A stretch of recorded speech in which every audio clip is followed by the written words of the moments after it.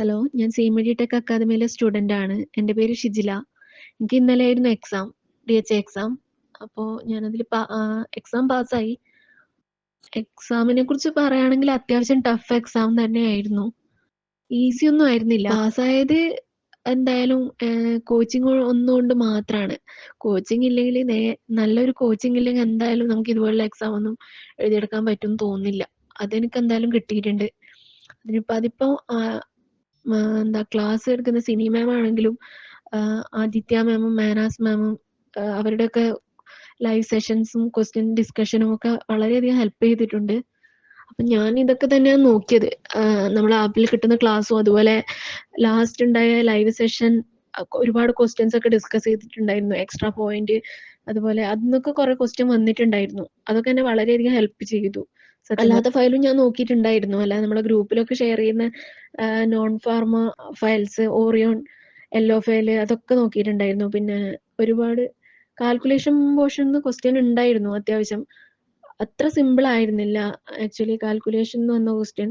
ചിലതൊക്കെ സിമ്പിൾ ആയിരുന്നു, പക്ഷെ ചിലതൊക്കെ കുറച്ച് ഇൻഡയറക്റ്റ് ആയിട്ടുള്ള ക്വസ്റ്റ്യൻ വന്നിട്ടുണ്ടായിരുന്നു. അതുപോലെ നോൺ ഫാർമ പോർഷനും ഇൻഡയറക്റ്റ് ആയിട്ടുള്ള കുറച്ച് ക്വസ്റ്റ്യൻ വന്നിട്ടുണ്ടായിരുന്നു. കേസ് സ്റ്റഡീസ് ഒക്കെ കുറെ ഉണ്ടായിരുന്നു. അതൊക്കെ കൂടുതലും ഈ CVS അതുപോലെ ബ്ലഡ് റിലേറ്റഡ് ആയിട്ടുള്ള ആ ഡ്രഗ്സ്, അതുപോലെ ഡയബറ്റിക് റിലേറ്റഡ് അങ്ങനെയുള്ള ആ ഒരു പോർഷൻ തന്നെയാണ് മാറി മാറി കണ്ടീഷൻ മാത്രം ചെയ്ത് ക്വസ്റ്റ്യൻ ചോദിച്ചുകൊണ്ടിരുന്നത്.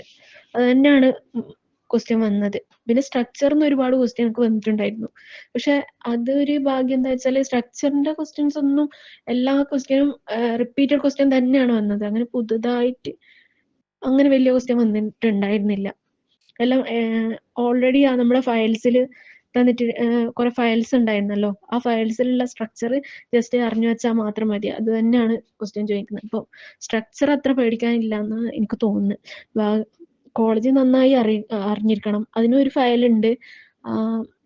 അതിന്റെ മെയിൻ പോയിന്റ്സ് ഒക്കെ വെച്ചുകൊണ്ടുള്ള ആ ഫയലൊക്കെ പഠിച്ചാൽ തന്നെ ഹെൽപ്ഫുൾ ആവും. പിന്നെ ക്ലാസ്, നമ്മുടെ ആപ്പിലുള്ള ക്ലാസ് നന്നായിട്ട് പഠിക്കുക. അതുപോലെ അതിന്റെ ക്വസ്റ്റ്യൻസും എല്ലാം ആ ക്വസ്റ്റ്യൻസ് ഒക്കെ ശരിക്കും നോക്കുക. ലൈവ് സെഷൻസ്, ക്വസ്റ്റ്യൻ ഡിസ്കഷൻ, പിന്നെ നമ്മളെ ഗ്രൂപ്പിലുള്ള ക്വസ്റ്റ്യൻ ഡൗട്ട് ഉണ്ടെങ്കിൽ ക്ലിയർ ചെയ്യാൻ വേണ്ടിയിട്ട് പുതിയൊരു ഗ്രൂപ്പ് തുടങ്ങിയിട്ടുണ്ടല്ലോ. അതിലും ഇപ്പോൾ നമുക്ക് എന്തെങ്കിലും ഡൗട്ട് ഉണ്ടെങ്കിൽ അതിൽ ചോദിക്കുക. അങ്ങനെ തന്നെയാണ് ഒരു സീമടി ടെക് അക്കാദമി ഞാൻ പറയണമെന്നില്ല. അവര് അത്രയും എഫേർട്ട് ഇടുന്നുണ്ട് ഓരോരോ കുട്ടികളെയും പാസ്സാക്കാൻ വേണ്ടിയിട്ട്. അപ്പൊ അത് മാക്സിമം പ്രയോജനപ്പെടുത്താം. Thank you.